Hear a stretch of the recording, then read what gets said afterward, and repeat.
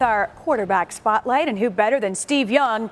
So we'll put him on the hot seat. And Steve, let's start with a quarterback this week that has a favorable matchup. Well, I like Deshaun Watson. Houston, he's got Cleveland. I don't like playing winless teams, by the way. They're super dangerous.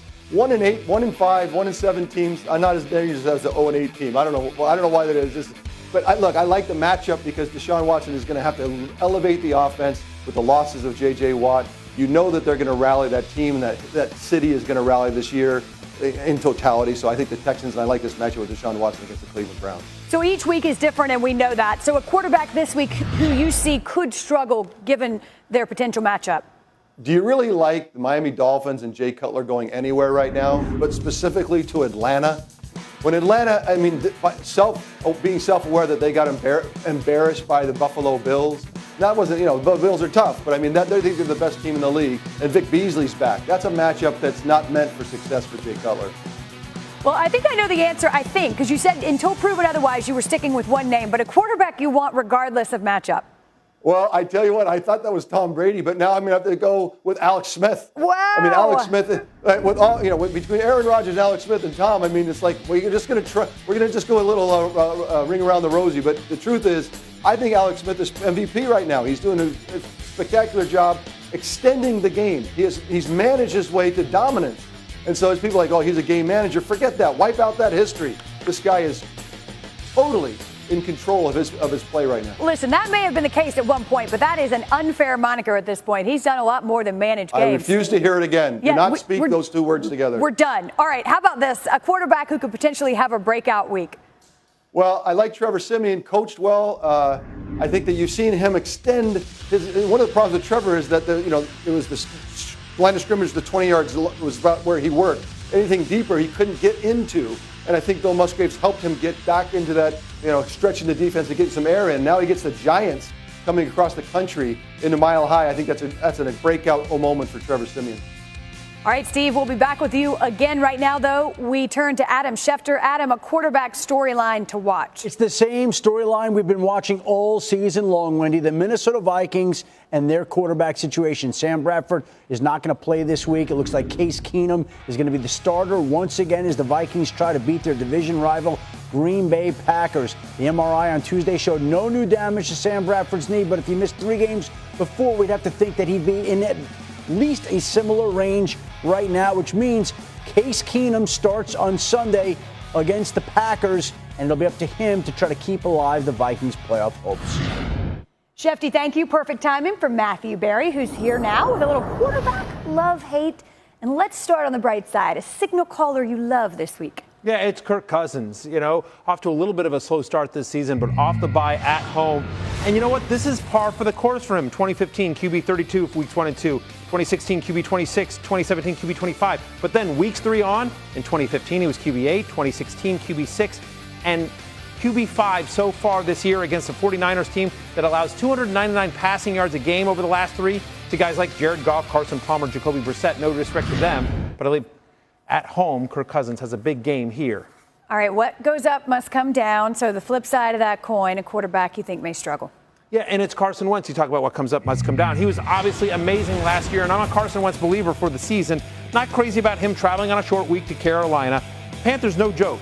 They faced Tyrod Taylor, Drew Brees, Tom Brady, Matthew Stafford over the last 4 weeks, and yet they have not allowed 21 points or more to an opposing quarterback this entire year. They're blitzing at the 5th highest rate in the NFL. Eagles without Lane Johnson. He's in the concussion protocol this week. Again, I don't love teams traveling on a short week. I think Carson Wentz struggles. He's outside my top 10 for week 6. That short turnaround is really tough, I think, especially for younger players. Matthew Berry, back situation. Broncos linebacker Von Miller went to bat for Giants wideout Odell Beckham Jr. He said he believes Beckham should be the highest paid player in the league, even though he's not a quarterback. And despite a season-ending ankle fracture, Miller does not think that should deter the G-Man. Odell should be the highest paid player ever in the National Football League. He should be the highest paid player ever, regardless of position. That's just the type of player he is. Doesn't matter if it's quarterback, offensive line, receiver. It doesn't matter. It's the type of impact that he has on the globe. It's the type of viewers that he brings. Just him as a player. That makes up for him not playing quarterback. Look, we've all agreed, we've said this before, OBJ is a transcendent player, a guy who changes the game just by stepping on the field. Having said that, should he be the highest paid player in the league? Well, I wonder what type of friends they are. Because, I mean, that's a ringing endorsement right there. And players will stick together. Players will stick together. I mean, he deserves this, he deserves that, because the higher each player gets, the higher salary each player gets, they keep going up and up and up. So this is a good talk for a player to really back maybe one of his friends that he knows that you've met in the offseason. It's like, yes, he deserves this much, but come on. We know who usually the highest players in the league are going to be, and it's going to be the ones with the ball in their hands every single play, Coach. It's the guy that plays with the ball, and that's tough, and that's just the way it works now. Can he be one of the highest paid players in the league? Absolutely. But with that comes, obviously, expectations. You know, when you're the highest paid player on any team, the expectations are lofty. There's a certain way you have to go about doing your business, whether you like it or not. And the organization is going to expect that when they pay that kind of money. Is he worthy of it? His talent says he is. First of all, he's got to stay on the field. He gets hurt. I'm not saying he's always hurt. He's missed this season all of a sudden. Next year he comes back. Okay, all that is part of this. As much as we want to talk about Eli Manning, you say, Eli Manning, what do you say? Won 2 Super Bowls. Mm-hmm. Won 2 Super Bowls. Won 2 Super Bowls. That's what Eli's done, right? I don't know if we've ever had a wide receiver, ever. Even Jerry Rice, that was the highest paid player in the league at that time. The highest player. We're not talking about one of the. It never happened. It won't happen. Maybe you make the most endorsements. Maybe the highest paid guy making endorsements. But as far as playing the position, wide receiver, very difficult. Beckham is due $1.8 million in cash this season. That only ranks 63rd among wide receivers. We know that. So he will get a raise. Yes. Now, whether it's enough to make him the highest paid player in the league, that's doubtful. But listen, it's good to have Von Miller in your corner. Sure. They traveled in Europe together this summer. So let's see. They went. They go backpacking. Stayed in hostels. Von Miller, rightly so, is one of the most dominant players in the game of football. We know that. Without question, he too a transcendent plaplayer. Odell Beckham Jr. I mean, I've said before, he's one of the most explosive athletes, period, on the planet. No doubt. I mean, he can do things that many cannot do. I mean, love watching him play. I mean, unfortunately, there's the injury. Maybe if he had some momentum, a great explosive year this year again, maybe in the offseason, maybe it was possible. But in those quarterbacks, because whoever's next in line is usually the one that's going to be the highest paid. And you mentioned it. The quarterback plays with the ball. He affects everybody. Every play. If you don't have a quarterback to throw you the ball as a wide receiver, you can't flourish. Mm-hmm. I mean, that's the problem. You play with a bad quarterback and you're a great receiver, guess what? Your numbers are never as good as they're going to be.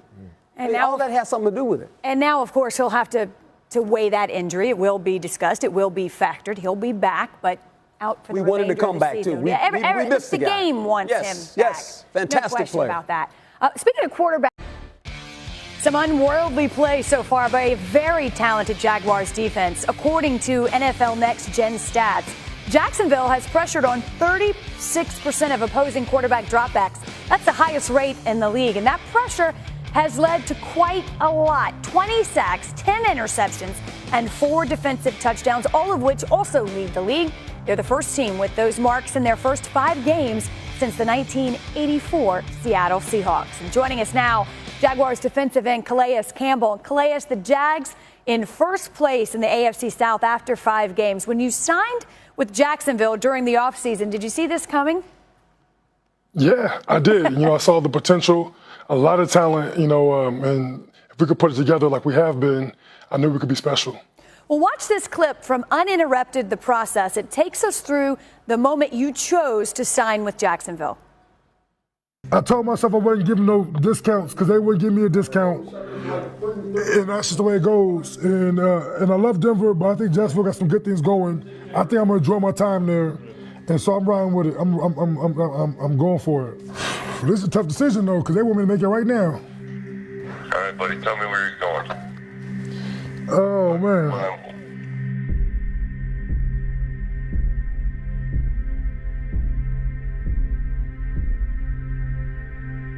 What I'm worried about is we're going to lose somebody here.